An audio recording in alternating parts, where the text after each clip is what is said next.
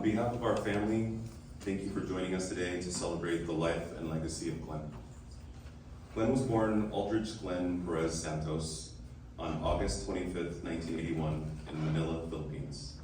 He was the only child of Ernesto Santos and Nita Perez. Glenn lived with his mother in Concepcion, Marikina for most of his life in the Philippines. They lived with Grandma Nanay Zeni, Tito Monching, Tita Pat, Tita Lining, and cousin PJ, Des, Oro, Toby, and Dien. Glenn attended Marie's Catholic School for Boys, where he excelled academically and earned top marks. Through his father, Ernesto, Glenn was blessed with siblings Marichi, John, Robert, Ernest, Jason, and Ernest. Yes, he had two brothers named Ernest. In 1990, Glenn and his mother became part of the Phillips family and moved to Travis Air Force Base, where his dad, Joseph, was stationed. It was there that Glenn gained two new siblings, Michelle and Jason. Glenn embraced every part of childhood with energy and curiosity. He loved playing basketball, biking through the neighborhood, and especially playing video games. Some of his favorite games growing up included Double Dribble, Street Fighter, Madden, Mortal Kombat. He was very good at video games. Summers were spent at the bowling alley and swimming pool on the base, and in middle school, he began working out at the base gym, beginning a lifelong love of weightlifting. Halloween was one of Glenn's favorite holidays. I'm sure we all can attest. And growing up, he enjoyed trick-or-treating with his siblings both on base and off base. He continued this tradition with his kids, Gabriel and Lucia. He and his wife, Christine, loved taking the family also to Candy Cane Lane every December.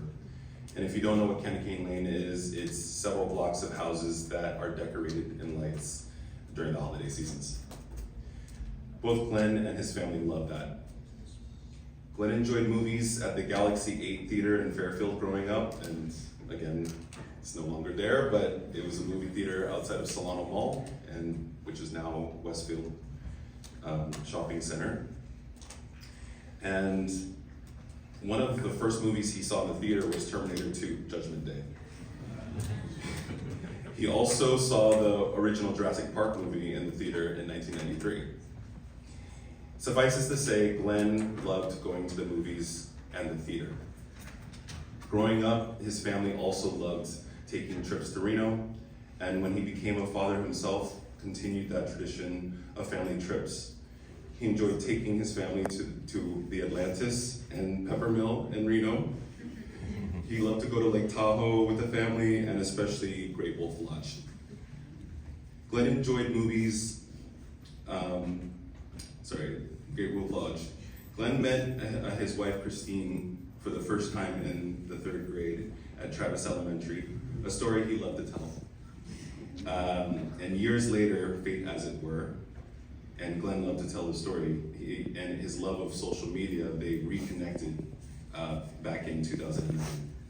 They married in April 2012, welcomed their son Gabriel that November, and in March 2019 were blessed with their daughter Lucia. Glenn was a faithful Catholic, attending Mass regularly with his family. He was a loving godfather to many and loved his role as Ninong. He also loved everything about being a father and always prioritized his family and making memories with his family. He enjoyed taking them on road trips to Pacifica, Bodega Bay, Monterey, Southern California, and many other places near the ocean, and recently took his family to one of his favorite places in Hawaii. Taking trips to the beach was always a favorite family escape. Glenn loved taking his kids for daddy-son time and daddy-daughter time, and brought them to Scandia Fun Center, the mall, for ice cream, to the card store, Spirit Halloween, and many other places. He always wanted to create memories with his family. Glenn loved taking Christine on date nights, and one of their favorite ways of relaxing was to get a pedicure and a massage together. Their annual tradition for their wedding anniversary was to get a massage in Napa at the Meritage. This year, Glenn and Christine celebrated 13 years of marriage. Glenn was also an avid collector of Magic the Gathering cards, sports jerseys, 49ers and Lakers, no doubt. He loved the numbers 23 and 24 because of Kobe Bryant. Comics, hats, above all, making lasting memories with friends. Glenn was a lover of dogs, I'm sure that all of us agree. He loved the Cane Corso more recently, and a dog named Bear. Glenn was a lover. Growing up, he raised 2 Samoyed Husky mixed dogs, Chubby and Arrow, which he would walk around the neighborhood like sled dogs. And he also loved boxing, especially his hero Manny Pacquiao. He never missed a Pacquiao fight, including the most recent fight.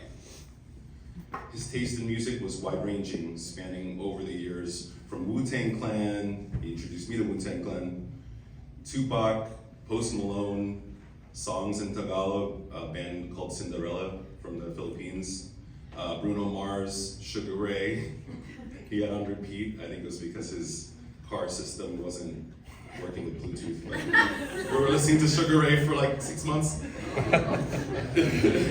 and even Rammstein.